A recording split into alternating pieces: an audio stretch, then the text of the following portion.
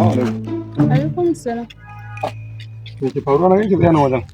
Wallahi na dan jiran mota na ne ya ɓaci an kashe gurin gyara amma yana zuwa. Ok, wallahi ni ma na shigo wannan anguwar ne da yake mahaifina gaba ɗaya sai anguwar nan. Shi na zo in dan duba yanayin anguwar. Wallahi. Amma kuma to ba kya jin zafin rana ne? Wallahi yanzu ma tafiya zan yi. To in ba damuwa mu je in taka miki mana. To shikenan ba mu tsaya mu. Mu je in taka miki. Wannan Najeriya ana zafin rana wallahi. Wallahi sai Ni fa guri na kawai in ga na bar wannan ƙasa. na auka wani kaɗai nake jin zafin rana. Na kin san ni kwata-kwata ban saba ma da zafin Najeriya ba saboda tun da na tashi ba wai na tashi a Najeriya ba ne.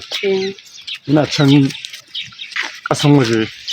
A can na girma na yi primary school, secondary school har na yi jami'a na.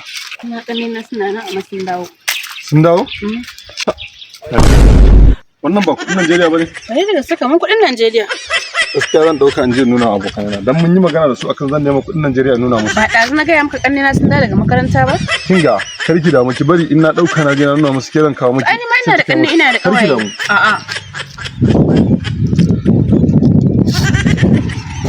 Wannan kuɗin bari in je nuna musu. Ka ba ni in je nuna musu. Idan sa gani Ka ba ni in Allah je so nuna musu. ke zan kawo miki. An gaya maka kanwa nake sha ne? Ha?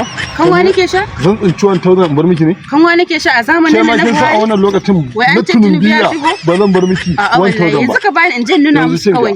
ni abin nan ki kawo 500 in dauki 500. To ai ka san ban da kuɗi. To Ba kuɗi a cikin jakar ba ko sisi. za mu kwatse. A gaskiya mu ne mu canji wallahi mu Aina. mu je mu canji mu je Dan mu kai. duk ba sa al'umma ba. Wallahi mu ji za mu nemi canji.